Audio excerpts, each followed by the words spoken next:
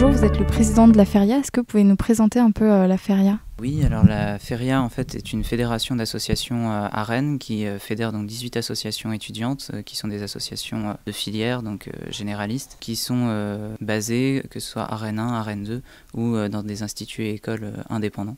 Donc on a plusieurs actions, on fait de la formation associative pour nos associations pour qu'ils puissent être plus efficaces. On fait aussi de l'animation des campus via quelques projets. D'ailleurs en ce moment on fait une collecte de vêtements dans nos associations au profit de la Croix-Rouge. Et puis on fait aussi de la représentation étudiante, on est majoritaire à Rennes 1, on est majoritaire au Crous et on est aussi présent à Rennes 2. Et donc vous avez eu vent de la fusion en septembre comme tout le monde, comment vous avez réagi ? Alors notre position a été de ne pas prendre directement position pour ou contre ce projet de fusion, mais d'essayer d'adopter une démarche constructive en essayant de voir les avantages et les inconvénients que pouvait avoir cette fusion et puis en essayant d'amener des propositions, de prendre des garanties et puis en voyant si ces garanties étaient respectées par l'université, enfin les deux universités, voir si on se prononcerait pour ou contre cette fusion. Et quels sont les avantages et les inconvénients de cette fusion pour vous ? Alors les avantages, ce sont le fait d'avoir une grande université sur une ville et puis d'avoir aussi une seule université. Ça apporte une meilleure visibilité, une meilleure compréhension aussi à l'international. C'est vrai qu'aujourd'hui, les universités peuvent être pénalisées quand elles vont essayer de signer des partenariats à l'international parce que les universités étrangères sont souvent pluridisciplinaires et ont tous les domaines de compétences, ce qu'elles ne peuvent pas forcément retrouver à Rennes 1 et à Rennes 2. Et puis elles ne peuvent aussi ne pas comprendre qu'il y ait deux universités dans la même ville, ce qui peut empêcher les universités d'avoir certains partenariats. Et puis ça peut permettre aussi d'élargir des partenariats qu'à l'université de Rennes 1 à Rennes 2 et inversement. Ça permet aussi de développer des formations interdisciplinaires qui sont essentielles aujourd'hui. Ça peut permettre d'avoir accès à des UE auxquels on n'a pas accès forcément aujourd'hui, que ce soit pour des étudiants de Rennes 1, pour les champs disciplinaires enseignés à Rennes 2, mais aussi dans le cas inverse. On voit aujourd'hui que beaucoup de formations ont besoin de cours qui sont disponibles dans l'autre université. Ça peut être intéressant par exemple pour des étudiants en droit qui veulent devenir commissaire-priseur d'avoir accès à une formation en histoire de l'art. Ça peut être aussi le cas pour des étudiants de Rennes 2 en ergonomie d'avoir pourquoi pas accès à des formations en sciences dures à Rennes 1 pour pouvoir développer pourquoi pas de la robotique ou des choses comme ça. Pour les langues, c'est vrai que Rennes 2 dispose d'une offre de formation en langue assez intéressante qui peut être étendue à beaucoup d'étudiants. Et puis on voit aussi qu'il y a une conjoncture nationale où beaucoup d'universités aujourd'hui fusionnent dans des grandes villes similaires à Rennes comme Bordeaux, ça fut le cas à Aix, ça fut le cas à Strasbourg. Et il est vrai qu'il peut être intéressant d'avoir aussi une seule université parce que notre diplôme, c'est aussi le diplôme, il porte aussi le nom d'une université. Et quand il y a d'autres universités, ça peut être intéressant d'avoir une université de même poids. Bon, après, il y a aussi des inconvénients. Les inconvénients qui sont ceux d'une grande université, à presque 50 000 étudiants. Il peut y avoir une gestion lointaine qui sera moins... Les étudiants auront moins facilement peut-être accès à l'information. On peut penser par exemple que si une scolarité était centralisée dans une université de 50 000 étudiants, ce serait extrêmement compliqué. Donc sur ça, il faut prendre des garanties, il faut aussi être sûr que ces inconvénients ne seront pas là. Il peut y avoir une dégradation de certains services, des services qui ne sont pas mis en place dans les deux universités, que des étudiants d'une certaine université peuvent apprécier. Et il faut faire attention à ce que ces services puissent être maintenus et étendus. C'est là que se pose la question d'avoir une fusion qui soit plus proche des avantages que peut avoir une grande université et prendre des garanties pour qu'il n'y ait pas ces inconvénients. Voilà, la fusion pour la fusion, c'est pas ça qu'il faut rechercher. Il faut rechercher une fusion qui permette véritablement de faire bénéficier les étudiants de ces avantages parce qu'ils ne sont pas acquis par la seule fusion. Il faut vraiment que ce soit une volonté dans cette fusion. Et puis une fusion qui n'aille pas vers les inconvénients parce que cela n'aurait pas été pris en compte. Et comment ça se passe la communication avec Guy Catlino, le président de Rennes 1 ?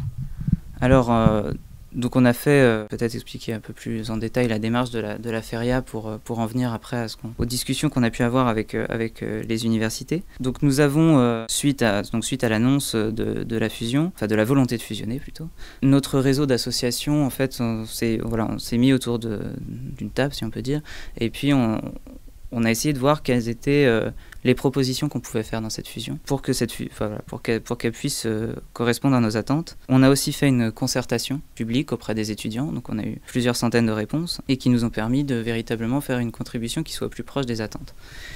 Et ensuite, les vice-présidents étudiants de l'Université de Rennes 1, qui sont donc des membres de la Feria, ont discuté avec l'université. J'ai aussi participé à ces discussions, voilà, en disant quelles étaient nos attentes. Puis ensuite, en ayant des discussions sur comment cela pouvait être intégré dans la charte qui va être mise en place. Nous avons aussi soumis ces propositions à l'Université de Rennes 2.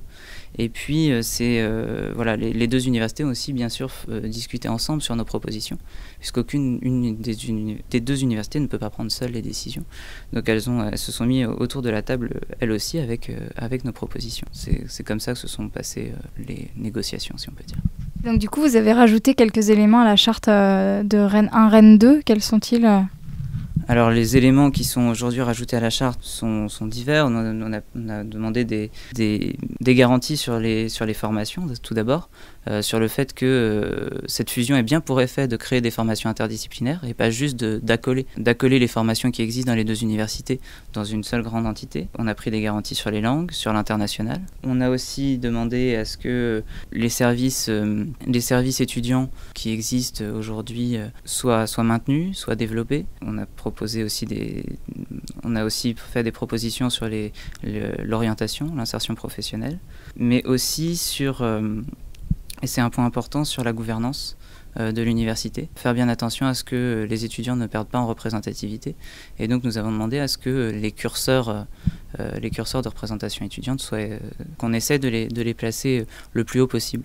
Donc voilà, ce sont ce genre de choses. Après, la charte n'est pas encore votée par les deux universités, mais ce sont les propositions qu'on a transmises aux universités. Et ensuite, selon le contenu qu'aura la charte, nous nous prononcerons après un vote du conseil d'administration de la Feria pour ou contre cette fusion.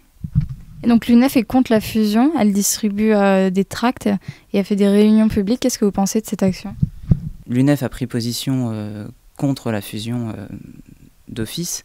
Alors c'est une position comme une autre, mais je pense que nous on ne pouvait pas aller vers cette position parce que on voit aujourd'hui que la fusion pour passer doit être votée par les conseils d'administration des deux universités. Un conseil d'administration est composé de 30 membres et sur ces 30 membres, il y a 5 membres étudiants, que ce soit à Rennes 1 ou à Rennes 2.